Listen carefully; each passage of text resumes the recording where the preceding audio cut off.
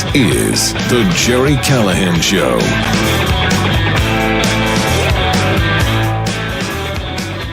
Well, it has been 10 years now since Donald Trump hit the political scene, since he came down the escalator. It's been almost 9 years since he was first elected president. And I think we've seen one thing repeatedly over and over again for a decade now, something we didn't really see before Trump, and maybe we won't see after Trump. But it's the unique and never-ending effort to stop Trump, to derail Trump. And it's largely through hoaxes. Yes, the political hoax, the Democrat hoax has been part of our lives for a decade now. And initially, they were easier to believe. They were easier to sell for the Democrats and the media that Trump was, a Russian asset, or Trump said, find people on both sides. It's been one hoax after another. And I keep thinking at some point, we're going to just be done with this. We're going to laugh at these people. And I think this may be the day. This may be the moment where we just say, enough. You cannot cry wolf. You cannot convince us this time. I speak, of course, of the Kill 'Em All hoax. Yes, this is the latest Democrat/media hoax. And I wasn't sure initially, but if you take a little bit of a dive, not too deep, just take a little dive into this, you will see that this is just another hoax. And this will do the anatomy of a hoax, where somebody makes up a story about Trump, launders it through the media, and then looks to the media to sell it to the public. Look what we have here. He said, find people on both sides. Or he said, suckers and losers. Totally made up. But once a Trump enemy creates the hoax, the media has no problem running with it. Hell, they will spend all day, wall-to-wall coverage on the hoax, and eventually it gets debunked and we move on. That's what's happened over and over again. Big things, the Russia hoax, small things, the bounty on soldiers in Afghanistan, or him mocking a disabled reporter. One after another, we get to see, injecting bleach. Don't forget that one. The list is long. You can Google it, hoaxes. And there has been dozens of them, and they're not stopping yet. They have 3 more years to try to derail Trump, to smear him, to slander him, and they will stop at nothing. Here's the latest. Trump, or his Secretary of War, Pete Hegseth, ordered the military to kill 2 innocent narco-terrorists who survived an initial strike on a boat. And the quote from the Washington Post was, Pete Hegseth told them to kill them all. Kill them all. Let God sort them out. And that's all it took. One Trump-hating media outlet to make up a story about Pete Hegseth and our effort to eliminate narco-terrorists in the Caribbean.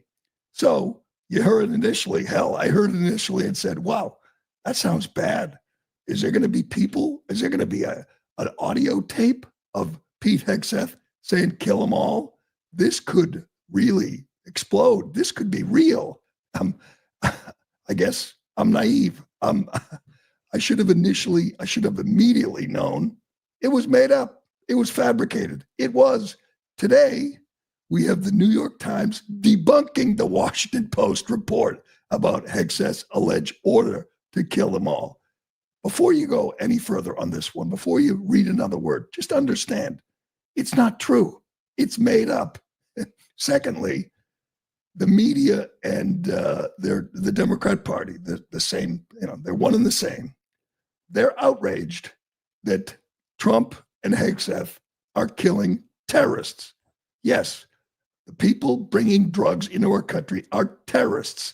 They've been declared terrorists, designated as terrorists. Last I checked, we're allowed to kill terrorists. It's what we do. It's what Barack Obama did. It's what Joe Biden did. It's what we do. We kill terrorists. I want to start at the beginning, though, because this is all being exposed. And I think when we're done here, you're going to say, holy crap, they're doing it again. Let's go back. September 2nd was when the kinetic strike was ordered on yet another drug boat. I believe we're up to 20 drug boats and coming into this country with drugs to kill Americans. We've eliminated 20. That's a total of 80 terrorists. 80. You know what? That's like something Barack Obama did before breakfast. But we'll get to Obama. This is Trump. He's declared war on the drug cartels. He's determined to stop them from bringing drugs into our country and killing Americans. It's a noble effort. It's long overdue. I think most Americans look at this and say, good, it's about time. People in cities and small towns in middle America and everywhere, they know people have died from overdoses, from poisonings, and they think, why not stop this? Why not kill these people? That's what Trump is doing. So on September 2nd, they took out a drug boat. The initial strike disabled, didn't destroy the boat. There were two survivors, two terrorists still alive, and they could have continued on. They could have called their friends on the radio, got help, and continued to deliver their payload to the U.S. or to wherever, drugs. There were drugs on the boat. The boat wasn't destroyed. It wasn't sunk. So Admiral Jeremy Williams ordered what was obvious. Take it out. Kill them. That's what we do. And somehow on September 2nd, that became this scandal, which has given CNN and MSNBC and the New York Times, given them material to run with, push this, sell this hoax for going on 3 months now. Exactly 3 months now. We have not seen the video of this strike, but we've heard from Hegseth and we've heard from Admiral Williams. I wonder how many people in America, how many people in whatever, in anywhere in this country say, so we killed drug dealers, drug pushers, cartel members, terrorists. And that's the scandal? Yes, that is the scandal that Hegseth allegedly said, kill them all, according to the Washington Post. Again, the Democrats feed it to the media then and Democrats refer to the media reports and say, see, he ordered this hit on two survivors who were just clinging to life. I'll ask this before we move on. What if they were Al-Qaeda guys? What if they were ISIS guys? What if they were Islamic terrorists who had, I don't know, suicide vests or bombs or guns in that boat and not drugs? What would you say? You'd say, well, they're terrorists. Of course we eliminate them. That's what we do. That's what this is all about. But they're narco-terrorists. And somehow the media wants you to believe we were supposed to rescue them. What? We are supposed to rescue terrorists? Since when? Anyway, September 2nd, the incident occurs in the Caribbean. Let me get the date on this. So the word goes out. It's not public yet, but the word goes out that they did this. Someone leaks it to the Democrats, and the Democrats come up with a strategy. The strategy is tell the military that they can ignore, they can disobey illegal orders. Remember that? It came out, what was the date on the video? That was 2 weeks ago. 2 weeks ago, they put this video out. 6 veterans: Mark Kelly, Alyssa Slotkin, Maggie Goodlander, Jason Crow. And we asked at the time, what are they talking about? Everyone wanted to know, what are you talking about? That you are telling enlisted people, you're telling soldiers and Marines that you can defy orders. You have to. They said you must defy illegal orders. It seemed kind of strange, kind of out of the blue. It wasn't. It wasn't. They knew about this strike, and they knew they could sell it at some point, at least to their friends in the media. as an illegal order, an illegal strike on a drug boat. So that was all part of the plan. And then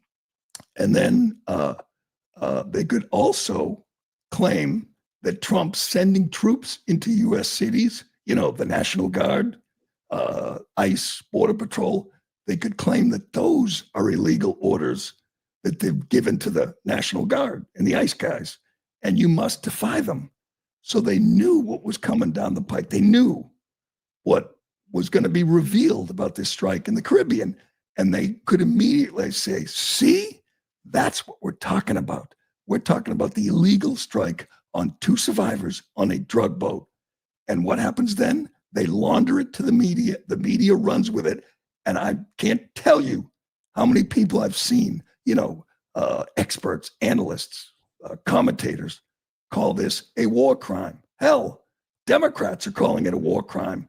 And you look and you go, wait, is that what they were talking about? Yes, it was. They couldn't get specific because the story hadn't unfolded yet, but they put it in your mind. They put it in your brain. Trump is ordering the military to do illegal things, to commit war crimes. I want to get to this because if you want to understand the term deep state, we say that all the time, deep state, the deep state. You think of the federal agencies, the CIA, the FBI, the DOJ, and people embedded, unelected bureaucrats embedded who have more power than our elected officials. That's the deep state. Well, here is a good look at the deep state. The woman who organized the video where they posted telling enlisted people to disobey orders, Alyssa Slotkin, senator from Michigan, a veteran of the CIA, a CIA analyst. She put this together. She spoke at the Brookings Institute, gave a speech. This was after the strike on the boat. Let me get the date, November 3rd. So it's 2 months after the strike and a few weeks before they posted the video telling troops to disobey orders.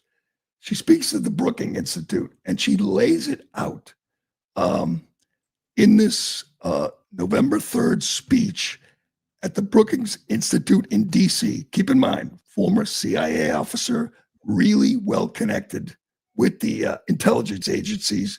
And she sets the table here for what is coming, not just troops in the city, but orders to the military, who knows where. She knows we're in the process of taking out these drug boats, and Democrats have one goal, to make it appear that Trump is committing war crimes. And then their friends in the media and other Democrats can run with this hoax and say, yes, she's right. He's killing innocent terrorists. This was remarkable. I haven't seen this anywhere, but I watched this and I said, holy crap, she knew exactly what was coming. And she didn't expect, two National Guardsmen to get shot in the head, one dead, but it fit the narrative. It worked out. They could claim Trump put those people in harm's way and they could blame him for that too. But check this out. This is what you call the ultimate deep state creature. Senator Alyssa Slotkin 1 month ago. Check it out. But Trump has laid out a whole lot of enemies that are American citizens. And if he's willing to use lethal force against enemies abroad, as we've been seeing, what's stopping him from using lethal force against enemies here at home? That question should chill every American to the bone. And I'm giving this speech today because I believe that's exactly the plan. I believe that Trump is ready to bring the full weight of the federal government against Americans he perceives as enemies. Why? Because he has one goal, making sure that he and his ilk never have to give up power. What? Speaking of hoaxes, they never have to give up power? Meaning what? What does that even mean? Trump's not going to concede, step away, go home in 3.5 years. He did it last time, and he was eligible to be president for 4 more years. This time, in January of 2029, Trump is going to leave. He's going to get on the chopper and he's going to leave. Hopefully, J.D. Vance will take the reins. But that's the silliest talking point of all. But there she is laying it out, saying Trump is willing to use deadly force on enemies abroad. What do you mean willing? He's obligated to do that. It's what you do if you are president. Let's quick review before we get to Mark Kelly, the other deep state snake. Quick review. Barack Obama used drones to kill people all over the place.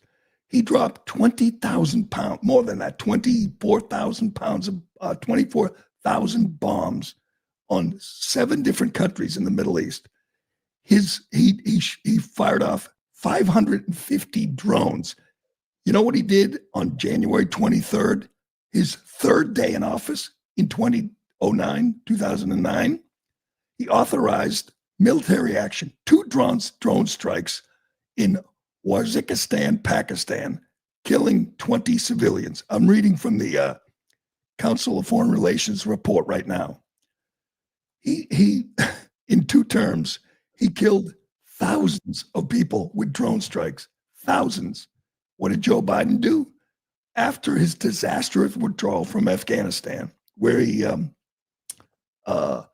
got 13 service members killed and hundreds of civilians killed because he wanted a photo op before 9/11 to say he got us out of Afghanistan. 2 days after that withdrawal, after that mess where he took thousands of unvetted Afghans into the country, and for that we'll be paying the price for years. Just a couple days later, we killed 10 people with a drone strike in Kabul. It was retaliation. It was a mistake. 10 people, innocent civilians, 7 children. That's what Joe Biden did. I don't remember the Washington Post, the New York Times, or Joe Scarborough saying war crime. But you know what? That is a hell of a lot worse than killing a couple of narco-terrorists. And now it's a whole different story. Now it's the president committing a war crime, killing survivors who were clinging to the side of a boat. What about the 7 kids in Kabul? Give me that John Kirby clip. This is amazing to look back. I was screaming about this. I can remember it, going, how do you not fire generals? How do you not try them? How do you not hold anyone responsible for killing children with a drone in alleged retaliation? Here's Biden's spokesman, John Kirby. Remember this weasel? He was who they brought in. Whenever KJP would struggle, they would bring him out of the bullpen. Here he is talking about the drone strike Biden ordered that killed 10 people after Mark Milley said it was a righteous strike. Turns out it was a mistake, and nobody paid a price. He's admitting nobody was held accountable. Check this out. How does it strike you that no one is held accountable? Because I know how it strikes a lot of people around the world that you can get away with murder and nobody's punished for it. I do understand that. We appreciate that. Not everybody's going to support this decision. What I can tell you is we looked at this thing very, very comprehensively. And again, we acknowledge that there were procedural breakdowns. Processes were not executed the way they should have been. But it doesn't necessarily indicate that that an individual or individuals have to be held to account for that. But look, is there discipline inside the Pentagon at all? I mean, maybe there are no charges brought up, but is anyone demoted or disciplined for what happened that day? What we are going to do, there's not going to be individual discipline as a result of this, Willie. But what we are going to do is learn from this, and we're going to enact and improve our procedures and our processes to try to make sure this doesn't happen again. That is amazing. That is the spokesman for the president saying there will be no discipline. There will be no one fired. There will be no one held accountable. 10 innocent civilians, 7 children. Now we move forward 5 years. And every Democrat, Chris Murphy, Chris Van Hollen, all of them are demanding Hegseth be fired. And Hakeem Jeffries is alluding to criminal charges if they take the House, if they take back control. For what? For killing 20 terrorists who are trying to bring drugs into the country and poison Americans. There's a real disconnect here. I mean, I know when you're in Washington or New York or LA, you don't give a damn about middle America. But those people in flyover country, many of them have been affected by this. Drugs, particularly fentanyl, have killed 100,000 people a year in this country. That's twice the number of casualties in Vietnam. Total in the last decade, more people have died from drug overdoses and poisoning than all our wars combined. And they don't care. They think it's more important to kill terrorists in Yemen or Pakistan than kill terrorists here who are right off our coast bringing in drugs to kill Americans. It is, I think they're missing this. They're missing this. How most people in the country, and many of them, again, have been affected by this, have seen, kids they know die, or young fathers overdose and leave, and die. It matters. And Trump is doing something about it. Joe Biden didn't give a damn. Get me that chart. This is incredible. In Joe Biden's 4 years, we had almost 100,000 average a year die of overdoses and poisoning. 100,000 a year. And Trump is saying, we're going to stop this. This is worse. This is more people than Islamic terrorists have killed ever. This is more people than again, in all our wars. Look at that. Peaked in 2022 with 105,000, but it's right about 100,000 every year under Joe Biden. Overdose deaths, more men than women, but total under Joe Biden, like 400,000 Americans dead, which is about the number in World War II. And what are we supposed to do? We're supposed to capture the terrorists bringing the drugs in and give them a fair trial, maybe, maybe cut a deal, plea bargain. We're killing terrorists. They're terrorists. I don't know how many times I have to say that. They're worse than Al Qaeda. They're worse than ISIS. They're more deadly. They do more destruction. There are kids. There are millions of Americans who knew someone or their kids knew someone. I knew someone. I coached a kid for years. Davey, we called him. Davey, good kid, great athlete. He overdosed fentanyl, took a Percocet, thought it's Percocet. He died. His family's devastated. His father is devastated. Friend of mine. You think he's sitting there going, gee, there were two terrorists clinging to the boat filled with drugs. And maybe we should have, sent a boat out there and read them their rights and brought them back to American trial. Hell no. These are more deadly, more dangerous than suicide bombers in the Middle East. And somehow Trump is not only wrong for doing this, according to Democrats, it's criminal. It's actionable. They should fire Pete Hegseth. This is insane what we're going through, and I'm glad we're not slowing down. We're not letting up. Here's Pete Hegseth in response to the Washington Post lying about him, saying that he said, kill them all. He writes, as usual, the fake news is delivering more fabricated, inflammatory, and derogatory reporting to discredit our incredible warriors fighting to protect the homeland. As we've said from the beginning, and in every statement, these highly effective strikes are specifically intended to be lethal kinetic strikes. The declared intent is to stop lethal drugs, destroy narco boats, and kill the narco-terrorists who are poisoning the American people. Every trafficker we kill is affiliated with a designated terrorist organization. All right. Any questions? I'll give you one. Where did the Washington Post get this nonsense? This is an amazing moment. We talk about the media and just how corrupt they are every day.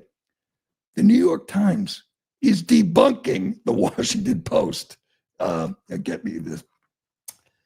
Here's what the New York Times writes. According to 5 officials who spoke separately and on the condition of anonymity, Mr. Hegseth, head of the September 2nd attack, ordered a strike that would kill the people on the boat and destroy the vessel.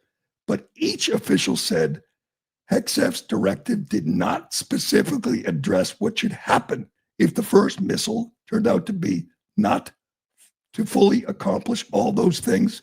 And the officials said his order was not a response to surveillance footage showing that at least 2 people survived. Admiral Bradley ordered the initial strike and then several follow-up strikes that killed the initial survivors and sank the disabled boat. And as that operation unfolded, Mr. Hegseth did not give any further orders to him. The officials clarified the sequence of events amid the political and legal uproar that followed a report in the Washington Post last week. It said that Bradley ordered the second strike to fulfill a directive by Hegseth to kill everyone. According to the New York Post, a New York Times, that didn't happen. They made it up again. They made it up again. But all right, I want to get to this Mark Kelly again. The disconnect is amazing. If these drone strikes killed, 2 guys in Yemen or in Syria, no one would give a damn. We wouldn't even talk about it. Like, yeah, just another drone strike in the Middle East, killing the bad guys, which Barack Obama did every day. Joe Biden did it. And Democrats are okay with that. But you kill these terrorists who are right off our shore, who are clearly killing Americans, and they want tribunals. They want heads to roll. All I can say is, you run with that, Chris Murphy, Van Hollen. You go with that, because I don't think the American people look at it that way. I want to get to this Kelly clip, and we have to get to today, Election Day in Nashville, Tennessee. I don't know why. I'm a little nervous, but there's a close race for Congress, filling Mark Green's seat in Congress in Nashville, Tennessee, and the Democrats are running the single worst candidate in American political history. Yes, Kamala Harris, you're off the hook. We have a new winner. This woman is just a menace, and there are people who think she could win. And that scares me. We'll get to that and more, but first. Excuse me.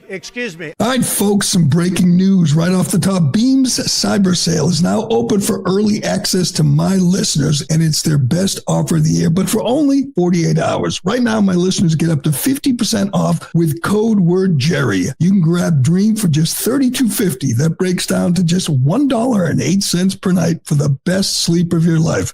Go to shopbeam.com/Jerry. Use code word Jerry and don't miss out. This is the lowest price Dream has ever been sold anywhere, and it will likely sell out quickly. Dream is packed with ingredients your body actually needs to sleep. Reishi, magnesium, L-theanine, and yes, even melatonin, but dosed intelligently, not like the drugstore garbage that knocks you out and leaves you groggy. Here's what happens. You fall asleep fast, you stay asleep, and you wake up sharp, focused, and ready to face the day. And that's never been more important. I look at it this way. At the end of the night, it's like having a little chocolate milk at the end of every night. Go to shopbeam.com/Jerry. Use code word Jerry and get up to 50% off during Beam's cyber sale. You can grab Dream for just $32.50, but here's the catch. Dream is only available at this price until it sells out. So seriously, think about it. How much would you pay for a truly great night's sleep? With Beam's cyber price, it's just $1.08 per night. Go to shopbeam.com/Jerry and try Beam today. Mark Kelly, senator from Arizona, astronaut. He's everywhere. He's part of this plan, this hoax that began on September 2nd. He and Slotkin out there, out front, he had a press conference yesterday to, again, accuse Trump of issuing illegal orders, of accuse Hegseth. He accused Trump of wanting to kill him. which is just absurd. And he, wants Hegseth's head. But he said something which just blew my mind here in sitting down with Dana Bash over the weekend. He was a Navy pilot. He was a captain in the Navy, and he was in the Gulf War. For that, we commend him. But she asks him if he were if he were ordered to conduct these strikes in the Caribbean, would he defy the order? Would he follow the order? He says, no, sure you would. So he, as a captain, getting orders from the top, orders that have been reviewed by lawyers over and over again, orders that are clearly legal. He said he would disobey those orders, which is a lie. But if he were, he'd be court-martialed. But he said something else. He talked about when he was a Navy pilot and he was ordered to sink ships, he did it. He sank Iraqi ships in the Gulf, back in the Gulf War. And I'm listening to this, I'm going, wait a second. So you can kill Iraqis who are 5,000 miles away, who pose no threat to Americans, civilians, but you can't kill drug dealers, narco-terrorists? What sense does that make? Listen to this. Sources tell CNN after the missile struck the boat, there were survivors, and that a second strike was launched to kill anyone who was left. Secretary Pete Hegseth is defending the move, saying it is lawful under both U.S. and international law. Do you believe if there was a second strike to eliminate any survivors, that constitutes a war crime? It seems to. You mentioned that you were a captain in the Navy. If you received that order, would you have carried it out? No, and I'm a guy who I have sunk 2 ships. I've sunk an OSA-2 missile patrol boat in Kuwait Harbor, a Palnakni troop carrier in the Persian Gulf during the first Gulf War. I never, in that situation, questioned whether those strikes were legal. We were given an order to do this. It was a time of war. These were Iraqi ships with Iraqi crew members who posed a threat to the United States military, in this case, who they invaded Kuwait. We're trying to kick them out of Kuwait. This was approved by Congress, all of that, right? So, but if I was ever given an order for a second, I've had questions about the operation in general, and I've been saying this for weeks, putting service members kind of like, are you stepping over a line here? Is this legal? They have tied themselves in knots trying to explain to us on the Armed Service Committee how this is legal, not sharing, all of the information either, which is really troubling. Yeah. But we want to share. We would love to share information with you, who is trying to sabotage the operation. So let me get this straight. Iraqi sailors in the Gulf, he blew them up, killed them all, sunk their ship. All right, Captain, what if you dropped, you hit them with a missile, and there were some survivors? The boat was burning, but they still had their weapons. They still were wearing their uniforms. And you were told, sink it, hit it again. You would have defied that order? Really? I don't believe you. I think you're lying. And secondly, let's put this question to just average Americans, just anybody in this country. Who's a bigger threat to the homeland, to the country? Narco-terrorists who are shipping in cocaine and fentanyl, which kills 100,000 Americans a year, or some Iraqi sailor off the coast of Kuwait. He's very proud that he killed them, and good, he was ordered to. That's fine. That was the mission. But one is a real threat. One is killing Americans every day. The other's not. And I don't think most people would view that as what he did is legitimately protecting this country, protecting Americans. But what we're doing now in the Caribbean is not. You know what? This is like most of the hoaxes. They have not thought this through. You are a clown, Kelly. You are an absolute clown. You're sitting there telling us that you've sunk boats before, but those were protecting those missions. They were protecting us. Really? From Kuwait, from the Gulf, from Persian Gulf, that was protecting us. But killing them off the coast of our country is not. This is just, again, the real disconnect. What they're doing is saving American lives, killing terrorists. I love how they leave that out. Oh, there were survivors and they were just out sailing. They were maybe could have been fishermen. We're not sure. No, we are sure. They know. Hell, we've seen the boats. They're full of drugs, and those drugs were headed here to kill us. And they've been designated terrorists. Again, no different. Hell, worse than Al Qaeda, worse than ISIS, worse than Islamic terrorists. These are narco-terrorists, and they've been very successful in killing Americans. And Trump and Hegseth are doing something about it, and it's about freaking time. I can't stand that guy. He's running for president, by the way. That's my prediction. He's going to run for president. He is just drunk on his importance and his relevance in this, and he's going to be everywhere. And I hope more people ask him about this like Dana Bash did. You sunk 2 boats. What's the difference? They were a threat to America, those Iraqi sailors. Well, what about the drug guys?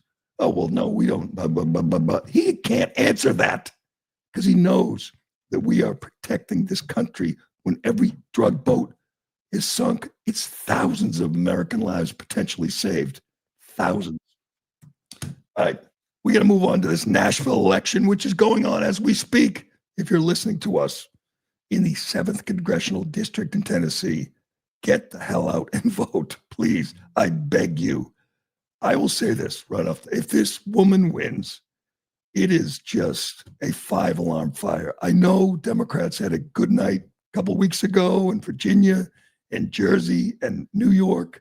I know they're very happy. They have a communist who's about to become mayor in New York. I think this woman's even worse. I think she's the worst political candidate I have ever seen. Everything about her is just detestable. She's an affluent white female liberal who wants to, you name it. She wants to defund the police. She wants trans surgeries for kids. She hates the city.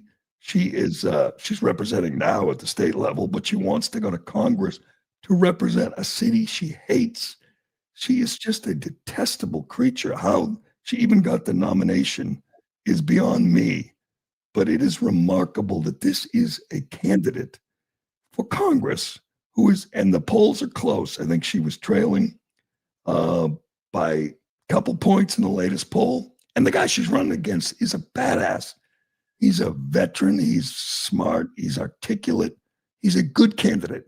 He will probably win, but if it's even close, that should be a wake-up call that the crazy lefties, the loony left, is where all the energy is in the Democrat Party, and they are a threat. Here's her quick rundown. She tweeted that she supports burning down police stations. She said the Nashville police should be dissolved. She cheered on the teachers' unions and said defunding the police should be a condition before they open schools after COVID. She's for transformative justice. She says, we'll get to this in the montage. She doesn't want children. She wants power. She doesn't want to have kids because, climate change.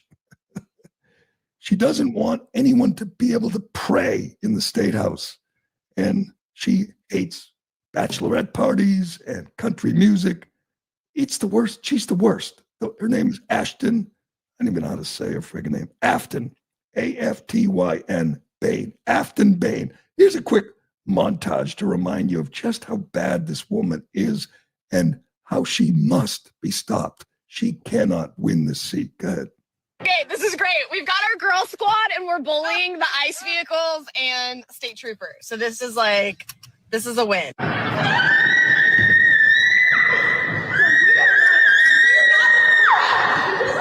Dragged out by the cops. Well, I'm currently involved in a transformative justice seminar. And so it's how to imagine a world without police and what that looks like and what community mechanisms look like, especially for those of us, that are young, like and talking to our parents about what police abolition looks like, that, we can do it and there is a world. You said in those since deleted tweets that the Metropolitan Nashville Police Department should be dissolved. Another cheered on a teachers union saying that defund the police should be a requirement for schools reopening.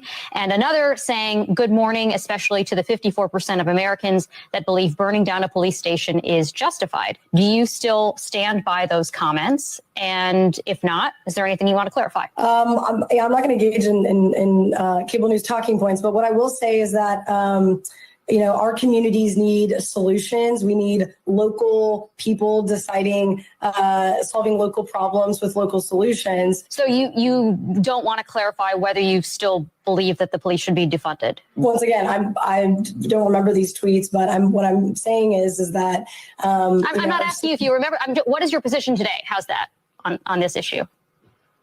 I mean, once again, I'm here to talk about my race. My therapist always asks me to transcribe my dreams when they happen.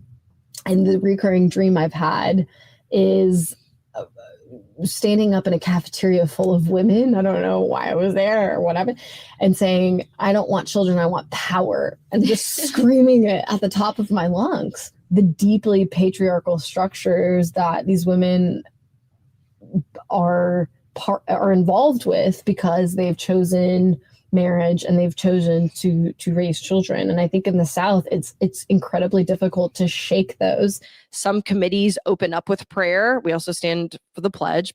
And there are also prayer groups in the legislature that meet routinely. There are Christian pastors that have a lot of say and proximity to power in the legislature and dictate a lot of what the power players do. And it is uncomfortable. Every legislative session, I promised to carry a trans Bill of Rights so that we could push back against the far-right narrative that is being emanated by Matt Walsh of the Daily Wire, who have set up their home in Nashville. And I promised to do that. I promised to fight for our trans community.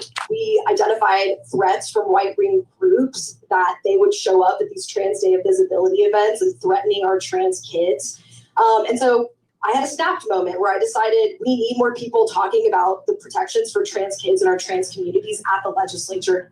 The Republicans decided that they're going to start this narrative that me, the state representative who represents downtown Nashville, doesn't like the city. Because I hate the city, I hate the bachelorettes, I hate the pedal taverns, I hate country music, I hate all of the things that make Nashville apparently an it city to the rest of the country, but I hate it. Sure, I get mad at the bachelorettes sometimes. I get mad at the pedal taverns, right? And you're talking to someone who has cried no less than 10 times in the Country Music Hall of Fame.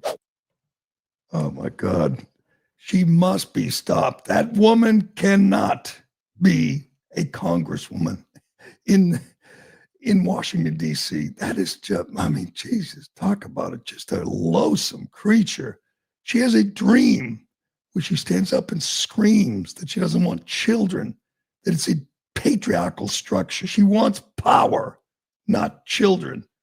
She represents everything wrong about this country right now. Trans kids, there's no such thing as a trans kid. We've gone over that. She wants no police, not defund or decrease their budget, eliminate. She called for the abolition of police in Nashville. I cannot believe that 45% of the voters are going to vote to send that creature to Washington. That is just, she's like a cartoon character. I don't even know. Check to see if she's real. She can't be real. That's not a real person. That's just a made up, a caricature of confirmed real. She's real. You know what? She's not bad looking, but she's so ugly inside and out. I mean, she's just so repulsive. I hope people show up. I know it's an odd time for an election. I know the Democrats are more likely to turn out, but people have to show up. They have to stop this woman. God, she is the worst. But I have time for Caroline Levitt. I want to do this because Caroline Levitt is so great. Caroline Levitt yesterday did her press briefing, and as usual, she went toe-to-toe with the fake news. The New York Times had a story the other day about how Trump is slowing down and fatigued and showing signs of age, and they went through his schedule and said he doesn't start his day till like noon, when last term he started at 10. It was absurd. when you consider these are the people who took part in the cover-up of Joe Biden's condition, that never missed a chance to tell you Joe Biden was tip-top, sharp as a tack. These are the same liars. Here's from the New York Post this morning. President Trump has been working up to 12-hour days, according to official logs, White House logs, provided to the Post, after the New York Times claimed there were signs of fatigue in his less detailed public schedule. The previously unpublished document spanned 10 weekdays, the day the Times story was published, and shows the president worked roughly 50-hour weeks. You know what? You can criticize Trump for a lot of things. Hell, make fun of him, talk about him selling watches, or talk about him hosting the Al-Qaeda guy from Syria in the White House. You could criticize him for lots. You're going to actually tell us that he's showing signs of fatigue? The guy doesn't stop. He doesn't slow down. He posts at 2 a.m. and 6 a.m. There's a lot to criticize, New York Times. You really going to go there? You're going to tell us he's old and unfit for office after what you did for 4 years while we watched this corpse shuffle around the White House? But they're doing it. Not only are they doing it, it's the same reporters who told you Joe Biden was A-OK, who are now telling you Trump is slowing down and getting old. And Caroline Leavitt, as she does, she called them out to their faces. This was beautiful. She is just doing such a good job. I had my doubts. She's young. She doesn't have a lot of experience, but she has been great. You got Caroline calling out the New York Times reporters to their face. Give me 1 second. She's good. She brings receipts. She's so much better prepared than Karine Jean-Pierre, which is not hard to do. But she must work like Trump. She must work 18-hour days. She is always ready to go and take on these frauds who are telling you Trump is slowing down and showing signs of fatigue, really. And they go through the schedule. He's holding a cabinet meeting today. It'll probably go for 2 hours. And then he'll be somewhere tonight. And he'll meet him, make an appearance, and he'll be posting on Truth Social at midnight. And then he'll get up at 6 and do it again. Again, you want to knock him for things, you can come up with something. But this is not an area of weakness for our president. But all right, maybe you can find it in the post-production here, because we got to move. You got it? Are you awake? Speaking of signs of fatigue, speaking of guys who put in, short hours. Well, we didn't have this before the show. We talked about it. I got it right here on my list. You got it? I don't know. You could put it in later. I got it right here. Just,